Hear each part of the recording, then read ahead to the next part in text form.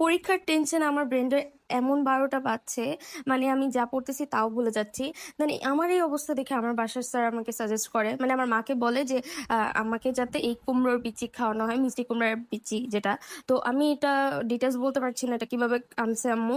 কারণ আমি এটা ১ম দেখেছি, মানে খায় যে এটা আমি জেনেছি ১ম। দ্যাটস ওয়াই আমি এগুলার ডিটেইলস জানি না। যাই হোক গাইস, এগুলোর কথা বাদ দিয়ে এবার এখন তোমরা কি এই যে ১৪ ঘন্টার ইংলিশ ক্লাসটা করেছো? আমি কিন্তু অর্ধেক প্রায় শেষ করে ফেলেছি। অ্যান্ড দেখো এই কয়টা আমি নোট করে ফেলেছি। মানে আমি সিনোনিম, এন্টোনিমগুলো নোটস করতেছি। কারণ আমার মনে হয় যে এই একদিন সময় দিয়েছে, মানে ইংলিশ এক্সামের আগের দিন, আমার অত বই ঘেঁটে পড়ার মতো টাইম পাবো না। দ্যাটস ওয়াই আমি সবগুলো সিনোনিম, এন্টোনিমগুলো আমি নোট করতেছি, যাতে করে এমসিকিউ রিভাইজ না দিতে, ওগুলা যেগুলো প্যাসেজে আছে ওগুলো তো আমি দিতেই পারবো। প্যাসেজ পড়লে তো পারবো। বাট সিনোনিম, এন্টোনিম তো আসলে অনেক ট্রিকি হয়ে যায়, না পড়লে পারা যায় না। দ্যাটস ওয়াই আমি এগুলো নোট করেছি।